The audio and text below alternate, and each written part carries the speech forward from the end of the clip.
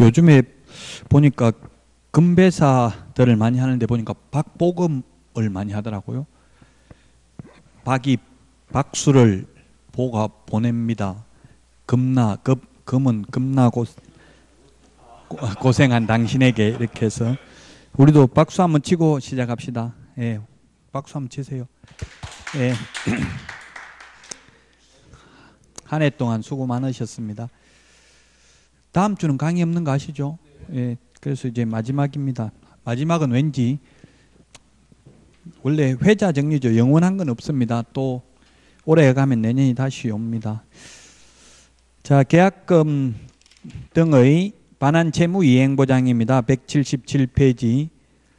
여기에서 시험에 한 문제 나오는데 이것도 현실적으로 현업에서는 지금 이용이 안 되고 있거든요.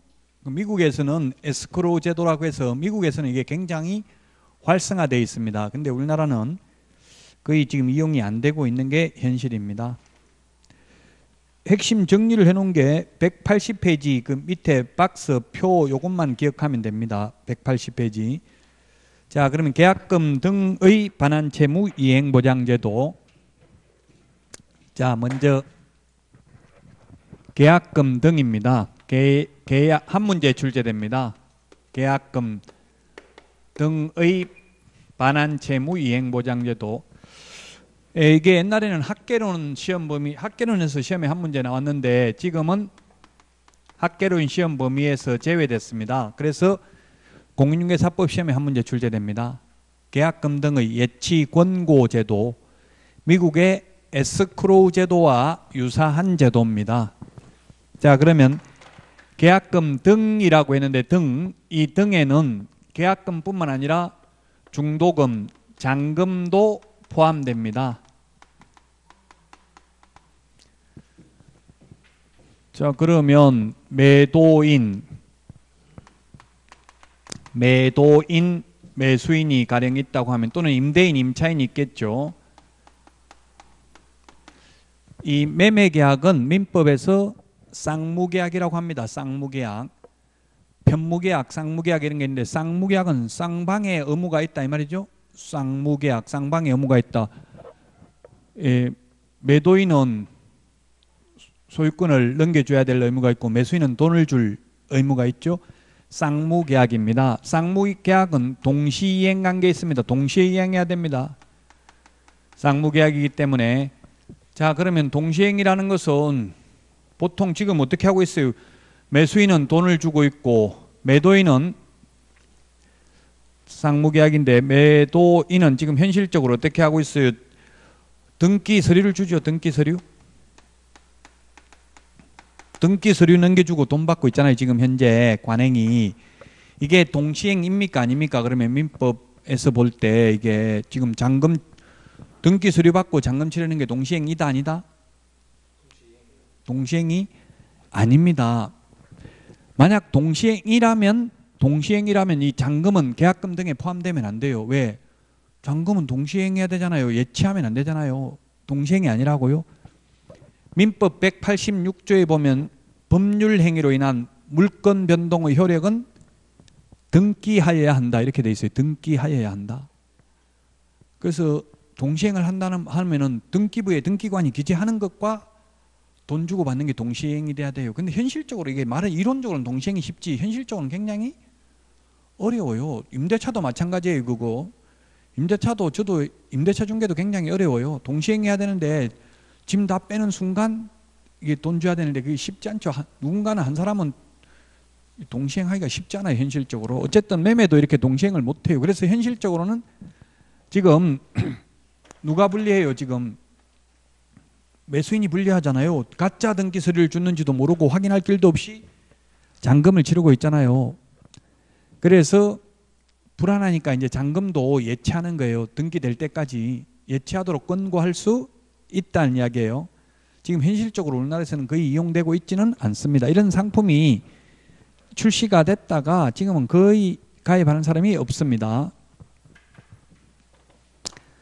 자, 그래서 이제 불안하니까 돈을 바로 매도인한테 안 주고 이 예치기관에 여기 맡겨놨다가 등기를 확실하게 매수인 앞으로 넘겨주면 그때 이 예치기관에서 매도인에게 주는 제도죠. 이론적으로 아주 좋죠. 아주 좋아요. 그래서 미국에서는 이런 에스크로 제도를 이용하지 않으면 거래가 거의 안 됩니다. 근데 우리나라는 거래 관행이 전혀 이용을 안 한다고요. 지금 거래 관행이. 그러니까 이렇게 하자고 하면 전부 비정상인 사람들만 있는데 정상인 사람이 가면 이상한 소리 들어요. 중개하기 힘들어요. 저도 자꾸 정상적으로 하려고 하다 보니까 여러 번 망했어요. 저도 힘든 거예요. 그게. 그래서 80점 이상 받으면 망할 확률이 80% 이상이라는 말이 있는 거예요. 돈만 벌려면 자격증 없는 사람 그냥 무식하게 하면 그렇다고 무조건 다 사고 나는 건 아니거든요. 확률은 있지만 우리는 1%의 확률도 방지를 해야 되니까. 자, 매수인이 이 예치기관에다 맡겨놓는데 예치기관이 어디 있냐면 그러면 그 교재에 정리를 해놨죠. 금융기관, 공제사업을 행하는 자. 공제사업을 행하는 곳은 협회입니다. 협회, 한국공인중개사협회. 그 다음에 신탁업자에게 이 세 명을 기억해야 됩니다. 예치하도록 권고할 수 있습니다. 이게 강행 규정이 아니고 임의 규정입니다. 권고해도 되고 안 해도 된다고요. 개업공개사는 거래의 안전을 위하여 필요한 경우 거래 당사자에게 계약금 등을 예치하도록 권고할 수 있다. 그럼 예치할 때 누구 명의로 하느냐? 예치 명의자.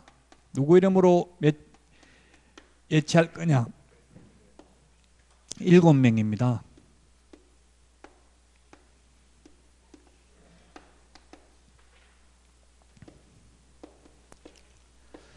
예치 명의자가 7명이다. 우리 교재 아까 거기에 지금 180페이지에 보면 정리되어 있습니다.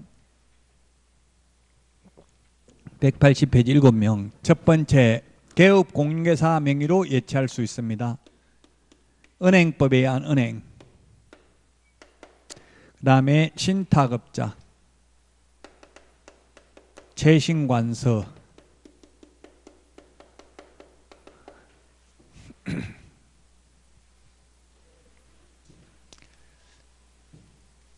이 순서를 조금 바꿔볼까요? 그 2번이 공제사업을 행하는 자로 나와 있나요?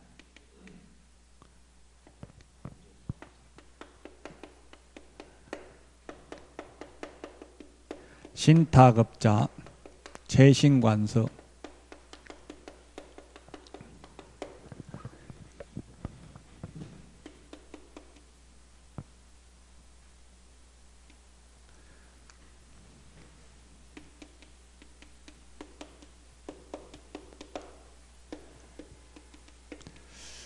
네, 이걸 개공이 개업공개사지요. 개공은 신체를 보전해야 된다.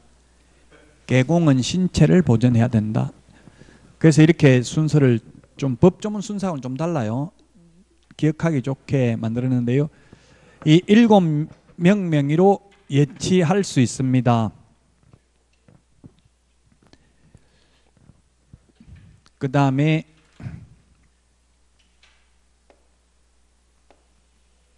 이 세 명은 7명 중에서 이 3명은 예치 명의자이면서 또한 예치기관입니다. 은행도 금융기관이라고 볼 수 있거든요. 무슨 법에 의한 금융기관 이런 말이 없기 때문에 이 3명은 예치 명의자이면서 또한 예치기관입니다. 근데 이제 개업공개사 명의로 예치할 수 있다라고는 해놨지만 사실상 예치하기가 어려워요. 왜냐하면 개업공개사 명의로 예치를 하는 경우에는 그 예치금액에 상당하는 보증보험, 공제 또는 공탁을 다시 가입해야 됩니다. 다른 6명은 믿을 수 있는데 개업공개사는 믿을 수가 없기 때문에 자기 명의로 예치되어 있으면 찾아가 버릴 수도 있잖아요. 찾아가면 책임지겠다는 보증보험, 공제, 공탁을 다시 가입해야 된다고요. 예, 그래서 현실적으로 개업공개사 명의로는 예치할 수 있다라고 이론적으로만 해놨을 뿐 예치하기가 어렵습니다. 또 돈이 더 들어가야 되니까. 또 개업공개사 명의로 예치를 하는 경우에는 개업공인중개사는 자신의 예치금과 이 계약금 등을 분리하여 관리해야 되며 거래 당사자의 동의 없이는 이 예치된 계약금 등을 인출하여서는 아니 됩니다. 네 돈 내 돈 섞어놓고 찾았으면 안 되겠죠?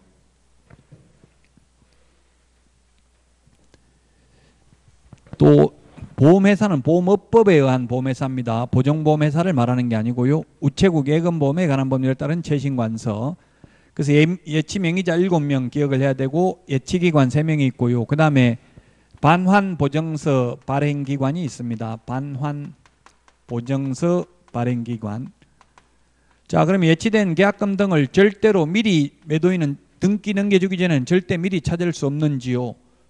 찾을 수 있습니다. 미리 못 찾는다면 어떤 일이 있겠어요? 매도인도 팔고 계약금 미리 받아가지고 또 다른 데 가서 계약금 걸고 계약을 할 수도 있는 거죠.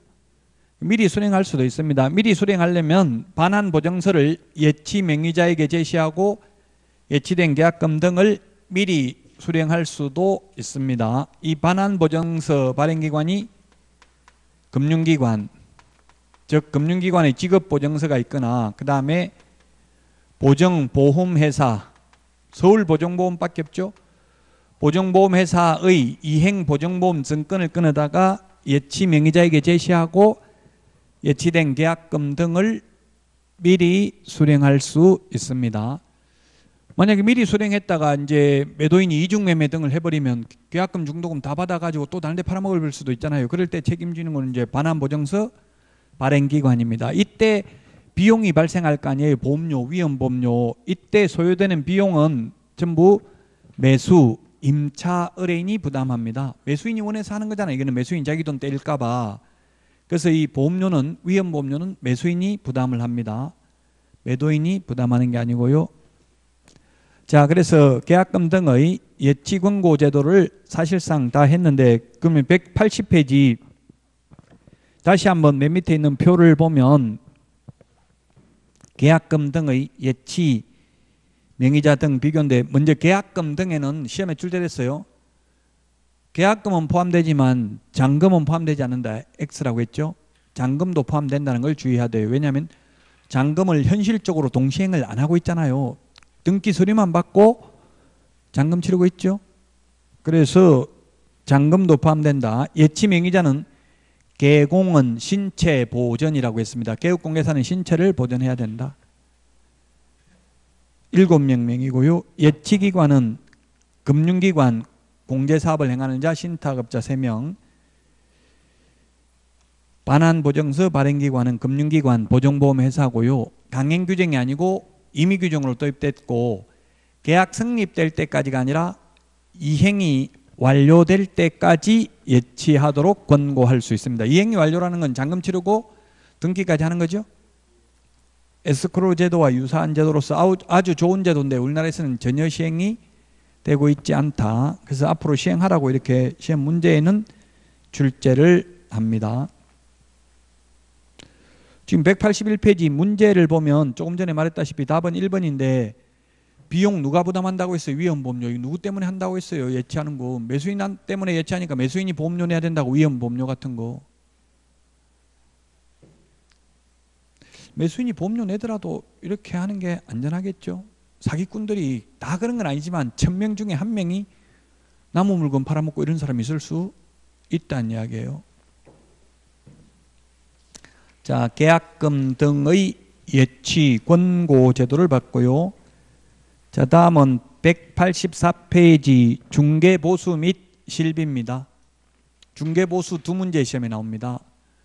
중개보수 일반적인 내용이 한 문제, 그 다음에 중개보수 계산하는 거 한 문제입니다. 현업에 가서는 계산하는 거 몰라도 계산할 수 있어요. 왜냐하면 기계가 다 계산해 줍니다. 즉 아까 부동산 거래 정보망이라고 했잖아요. 그 정보망 정보사업자들이 다 프로그램을 다 깔아놨어요. 계약서 양식, 계약서 작성하면 거기에다가 금액을 적으면 자동적으로 중개보수 계산돼서 나오도록 돼 있어요. 다만 이제 뭐 일반 가세 사업자냐 간이 가세 사업자냐 그것만 체크하면 일반 가세 사업자라고 하면 부가가치세 10%가 더 추가되고 이렇게 자동 계산돼서 나와요. 그 시험 공부할 때까지만 정확하게 알면 돼. 그래도 계산돼 나오지만 알고는 있어야 되겠죠. 의뢰인이 물으면 중개보수를 모르면 안 되잖아요. 186페이지입니다. 186페이지. 186페이지 맨 위에 판례. 1968년도 판례입니다. 즉 개업공유회사는 상법상 상인이기 때문에 계약 의뢰하면 우리 집 팔아주세요 이렇게 하면 손님한테 그럼 팔아주면 중개보수는 줄 겁니까? 안 줄 겁니까? 이런 말 안 했어요. 묻지 않았어요. 그래도 당연히 받을 수 있다. 상법상 상인임으로 그에 상응하는 보수를 받을 수 있다는 게 판례입니다. 그래서 개업공개사들이 집 팔아주세요 하면 예, 팔아주면 중개보수는 줄 거죠 이런 거 안 묻죠. 지금 현실적으로 예, 그건 판례가 옛날 판례가 있기 때문에 그렇습니다. 자, 그 다음에 187페이지 이제 중개보수인데 중개보수의 발생, 그 다음에 188페이지 2번 중개보수 청구권의 성립, 행사, 그 다음에 소멸입니다. 189페이지 소멸입니다. 중개보수 청구권 수수료였는데 옛날에 지금은 보수로 바꾼 취지가 뭐냐면 개업공개사의 공신력을 높이기 위해서 수수료라고 하면 장사꾼 느낌이 들고 보수라고 하면 전문 직업인 느낌이 든답니다. 변호사 보수라고 하지 변호사 수수료 이런 말은 안 하죠. 예, 뭐 수임료 이런 식으로 이야기하지 어쨌든 수수료라는 말은 하지 않잖아요. 그래서 보수로 바꿨습니다. 그래서 가급적이면 좀 법에 있는 용어를 써야 됩니다. 연수교육, 현업에 있는 분들 교육하러 가보면 아직도 복비, 수수료 이런 말 하지 보수라고 하는 말이 사는 분들이 거의 없어요. 그 개업공개사들 공신력을 높여주려고 정부에서 법을 바꿔줬는데도 옛날 용어 쓰고 있으면 중개업자 이런 말도 쓰면 안 되겠죠. 개업공개사라고 해야 되는데 아직도 업자, 중개라는 말도 빼고 업자들끼리 이렇게 이야기해요. 업자는 어감 좋지 않죠. 사채업자, 청부사례업자 하고 비슷하잖아요. 그러니까 좀 바뀐 용어를 쓰시라고요. 중개보수 청구권 발생, 행사, 소멸,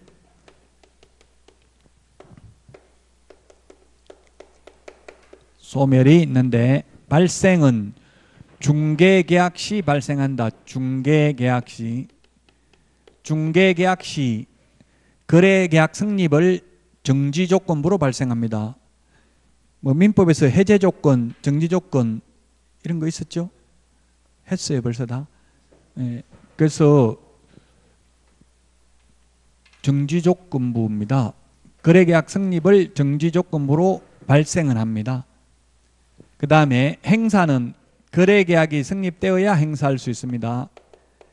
거래계약이 성립되어야 행사할 수 있다.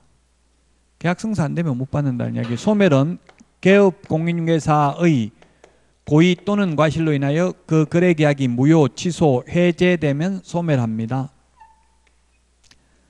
즉 매도인이 있고 매수인이 있고 개업공개사가 있으면 우리 집 팔아주세요. 팔아드리겠습니다. 우리 집 사주세요. 사드리겠습니다. 이렇게 맺는 계약이 중개계약 또는 중개의뢰계약입니다.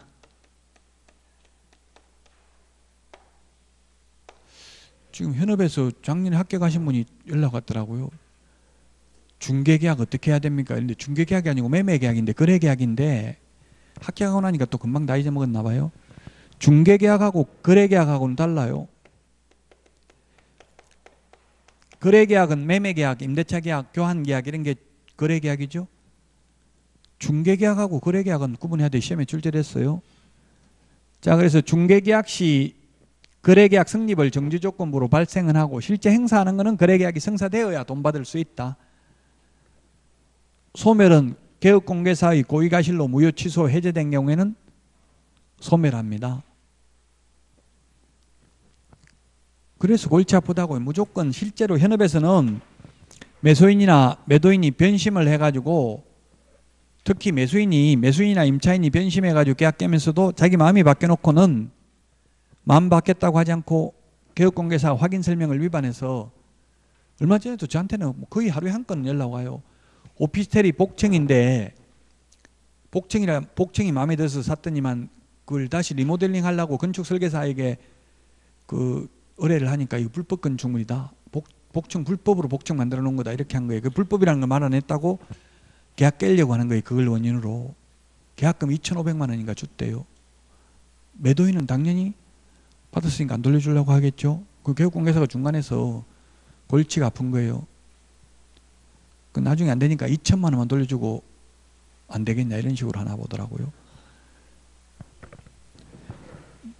무조건 제가 돌려줘야 된다, 돌려주지 않아도 된다, 이건 단정적으로 말하기는 어려워요. 이건 소송해봐야 돼요. 결국 당사자 합의가 안 되면은. 그 교육공개사는 손해배상해야 될 가능성이 많죠. 교육공개사가 불법 건축물이라는 말을 안 했으면. 여러분들이 설명을 했는지 안 했는지를 나중에 안 들었다고 하면 입증하기 쉽지 않잖아요. 그러니까 확인 설명서에 기재하는 게 중요하겠죠. 적어놓으면 위반 건축물, 불법 건축물이다 이런 걸 적어놨다면 설명한 게 되잖아요. 그래서 확인 설명서 작성하는 게 더 중요합니다. 자, 보수 청구권 발생 행사 소멸 받고요. 189페이지 중개보수 양가로 1번 중개보수의 기준과 한도인데 주택, 부속 토지를 포함한다. 주택의 중개에 대한 보수와 실비의 한도 등에 관하여 필요한 사항은 국토교통부령이 정하는 범위 내에서 시도 조례로 정하고 주택 외의 중개상물의 중개에 대한 보수는 국토교통부령으로 정한다. 동그라미 1번 현재 국토교통부령에 따르면 주택의 중개에 대한 보수는 중개 의뢰인 쌍방으로부터 각각 받되 그 일방으로부터 받을 수 있는 한도는 매매 교환의 경우 0.9, 임대차의 경우 0.8% 범위 내로 한다. 한쪽에 받는 게 0.9예요. 시험에 양쪽 다 받는 거 합해서 최대 0.9다. X죠? 양쪽에 다 받는 거 합하면 1.8이에요. 각각 0.9씩 받을 수 있다고 매수인에게. 혼자서 중개했으면 양쪽에 다 받는다고. 혼자서 둘 다 소개했으면. 그래서 뭐 서울 강남에서 제가 연수교육을 동국대학교에서 요즘 연수교육을 하는데 요즘은 거래가 안 된대요. 한 8월 달까지는 하반기에 상반기에는 엄청나게 잘 됐대요. 없어서 못 팔았대요. 근데 지금은 거의 거래가 안 된다더라고요. 경기에 영향을 많이 받아요. 그 정책에 부동산 정책에 영향을 많이 받죠. 그러면 뭐 몇 천만 원도 벌었나 보더라고요. 한 달에. 그러면 지금 뭐 월세가 뭐 500만 원 이상 낼 수 있단 말이에요. 강남에. 그럼 몇 천만 원 많이 벌었을 때 좀 저축을 해놔야 되겠죠. 아껴놔야 되겠죠. 많이 번다고 다 썼다가 나중에 안 되면 월세도 못 내고 그렇다고요. 이게 계속 잘 되는 게 아니에요. 정책에 계속 올라가면 또 규제를 하잖아요.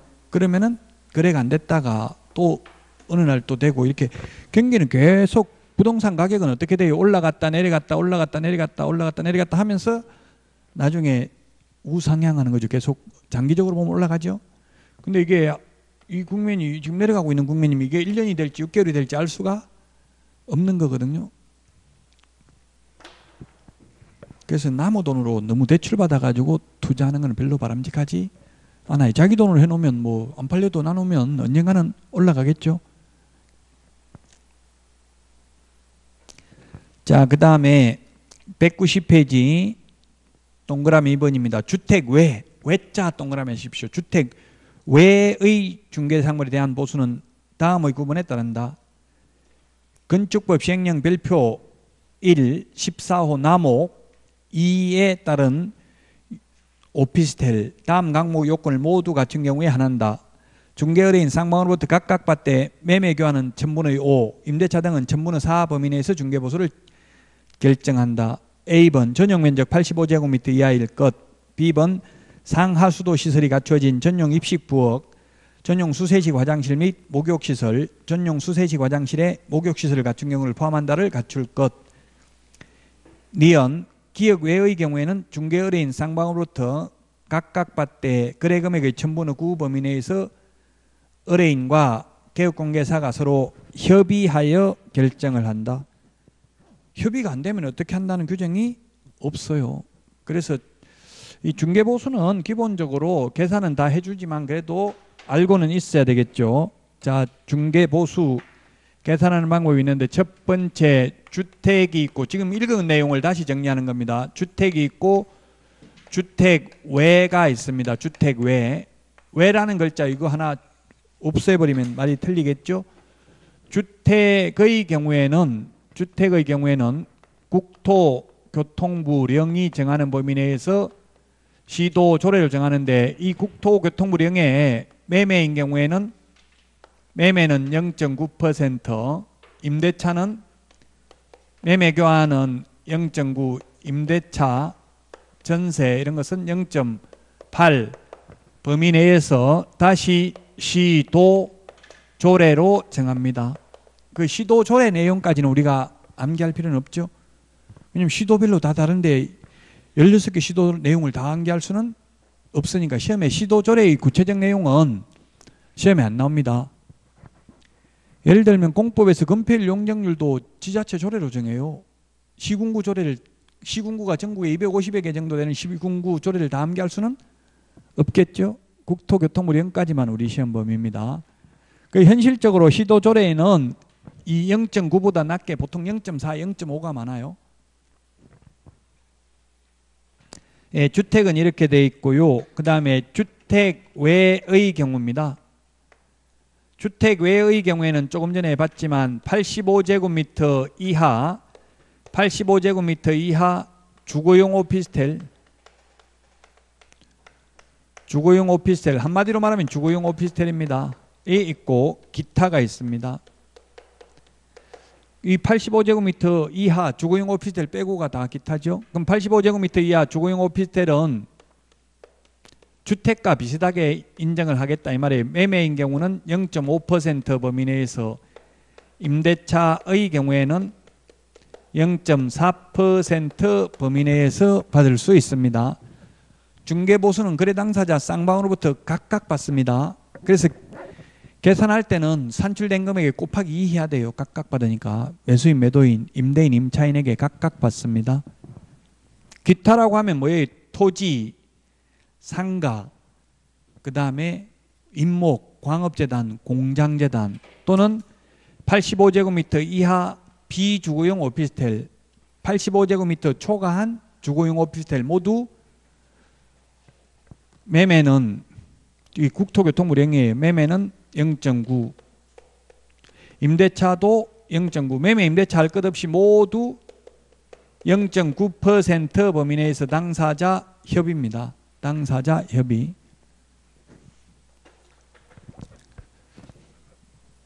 지금 협회에서는 주택 빼고 나머지는 전부 자율요율로 하자라고 해달라고 주장을 하고 있어요. 지금 변호사는 수임료 한도가 없어요.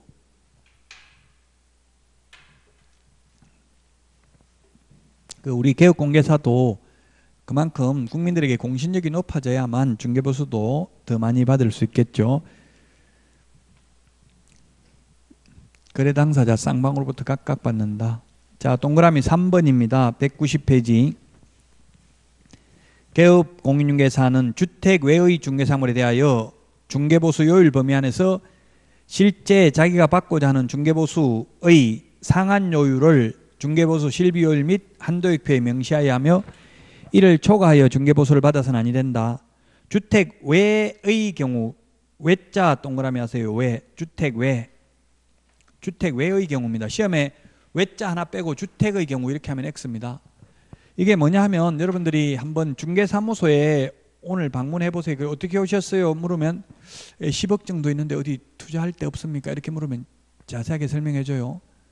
어떻게 되어 있냐면 중개보수요율표 해가지고 게시가 되어 있는데 현업에 가보시면, 중개사무소에 가보시면 요율표 해가지고 첫 번째 주택 이렇게 해가지고 주택의 경우에는 시도조례가 정한 요율이 있습니다. 뭐 예를 들면 2억 미만인 경우는 0.5%, 2억 이상인 경우 0.4% 이렇게 돼 있고요. 그 다음에 뭐라고 돼 있냐면 주택 외 이렇게 돼 있어요. 주택 외라고 돼 있고, 주택 외의 경우에는 가로 퍼센트 이렇게 돼 있어요. 주택 외의 경우에는 자기가 받고 싶은 금액을 게시를 해야 된다고요. 왜냐하면 주택 외의 경우에는 0.9 더 높잖아요. 요율이. 그러니까 시장 자율경쟁 원리에 따라서 옆에서 0.8이라고 하면 나는 0.7, 0.6, 0.5 이렇게 자꾸 서로 자율경쟁을 하다 보면 손님 끌기 위해서 중개보수가 인하될 것으로 생각하고 정부에서는 이렇게 만들었다고 해요. 근데 현실적으로 제가 중개사무소에 가보니까, 여러분도 한번 가보세요. 이게 가로 안에 아예 비워놓은 데도 있고요. 아니면 0.9 전부 다 적어놨더라고요. 만약에 0.5, 0.4 이렇게 적으면 그 친목회에서 왕따식 해가지고 하기 힘들어요. 현업에서는. 지금 정부에서는 친목회가 있다는 건 알고 있지만 단속은 안 하고 있죠. 그래서 현실적으로는 0.8, 0.7 적어놓은 데는 없습니다. 그러나 이론적으로 이렇게 자율 경쟁을 유도하기 위해서 주택 외의 경우에만 자기가 받고 싶은 금액을 게시하도록 되어 있다. 자, 그 다음에 4번 개업 공인중개 사안은 중개 대상물의 소재지와 사무소 소재지가 다른 경우에는 그 사무소 소재지 관할 시도 조례로 정한 기준에 따라 보수 및 실비를 받아야 된다. 사무소 기준입니다. 그래서 우리 그 핵심 비교 정리 프린트 4번에 보면 4번에 맨 밑에 별표 한번 보십시오. 4번. 맨 밑에 별표가 3개가 있는데 그 중간에 별표에 보면 분사무소와 관련해서는 분사무소 설치 신고, 분사무소 이전 신고, 분사무소 사용할 인장 등록 모두 주된 사무소 등록 관청이 해당 관청이죠. 근데 분사무소에서 중개 행위를 했을 경우에는 분사무소 관할 시도 조례가 정한 보수를 받는다고요. 맨 밑에 별표. 왜냐하면 중개 행위를 한 사무소 기준이다 이 말이에요. 분사무소에서 중개 행위를 했을 때 예를 들면 서울에 본사가 있고 부산에 분사무소가 있으면 부산에서 분사무소에서 중개했으면 부산광역시 조례가 정한 보수를 받는다고요. 분사무소 관할 시도 조례. 그 중개 행위를 한 장소가 중요합니다. 그러면 예를 들어서 하나 볼까요? 서울에 본사가 있고요.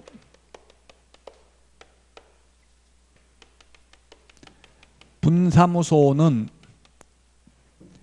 충청남도 천안시에 있고요. 그 다음에 아파트는 경기도 평택시에 있습니다. 평택하고 천안하고 경기도하고 충청도 경계잖아요. 가능할 수 있겠죠.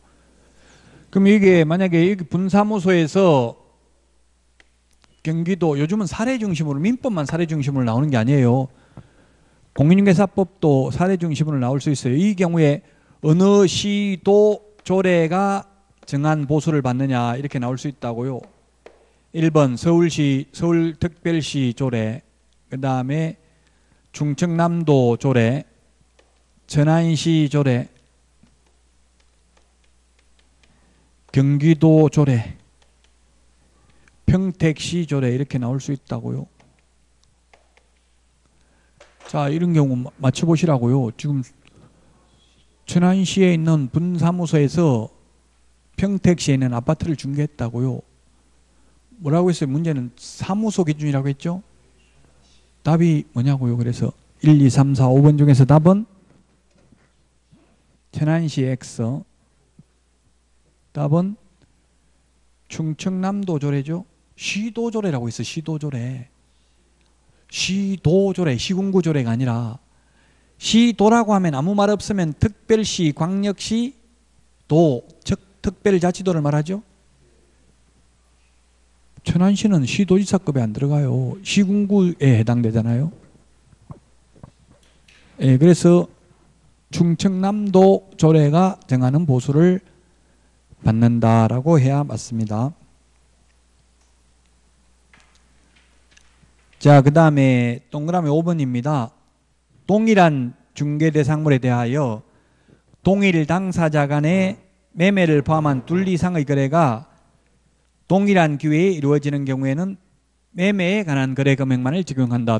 동일 3번 밑줄 치십시오.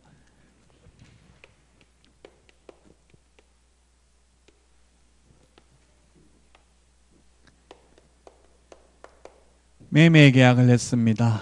매매 계약하고 다시 임대차 계약을 합니다. 즉 매도인이 집 팔고 그 자리에 세입자를 눌러서 하는 경우도 있잖아요. 있죠, 그런 경우. 이걸 민법에서는 뭐라고 하냐면 점유 개정이라고 하죠. 점유 개정. 개정이라는 말이 뭐예요? 고쳐서 다시 정한다 이 말이에요. 점유 개정. 민법에 들어봤어요? 점유 개정? 아직 못 들어봤어요? 자, 어쨌든 집 팔고 그 자리에 세입자를 눌러서 하는 경우 이게 매매에 대한 중개보수, 임대차에 대한 보수 따로따로 받는 게 아니라 매매에 대한 보수 하나밖에 못 받는다고요. 집 팔고 그 자리에 세입자를 눌러서 하는 경우 동일 세 번 들어가야 돼요. 동일한 중개대상물에 대하여 동일 당사자 간의 매매를 포함한 둘 이상의 거래가 동일한 기회에 이루어지는 경우, 소위 말해서 점유계정의 경우에는 매매에 대한 보수만을 받을 수 있다.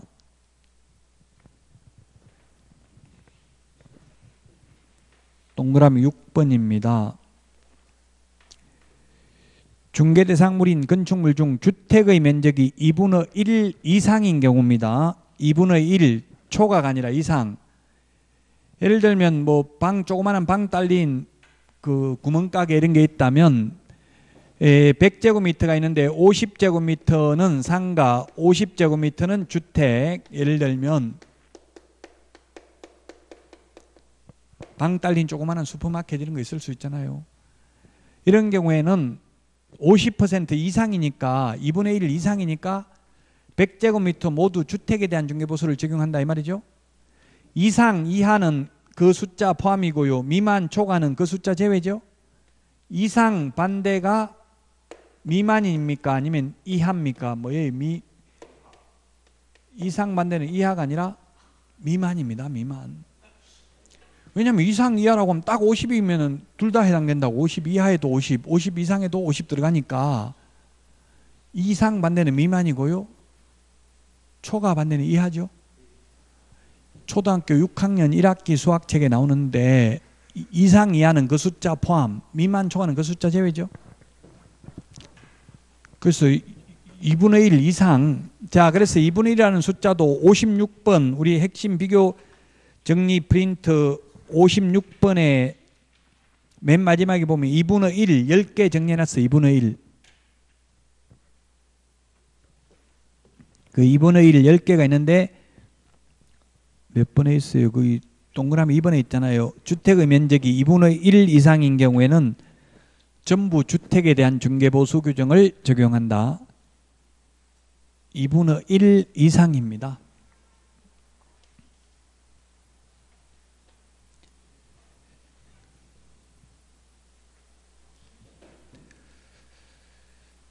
자, 양가로 2번 한도액을 초과한 중개보수 약정의 효과입니다. 법정보수가 100만 원인데 1000만 원 받기로 약속을 했으면 1000만 원 모두 무효가 아니라 초과 부분만 무효입니다. 전부 무효가 아니라 초과 부분만 무효입니다. 초과 부분만 무효이다.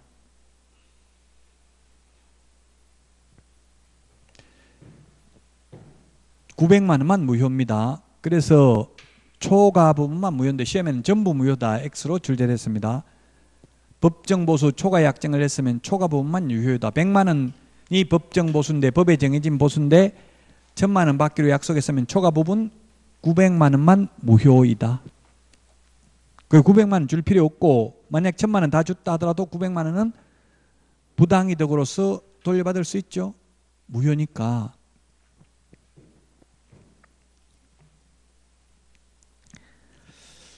(191페이지) 중개보수 5번 중개보수의 산정부터는 쉬었다가 하도록 하겠습니다.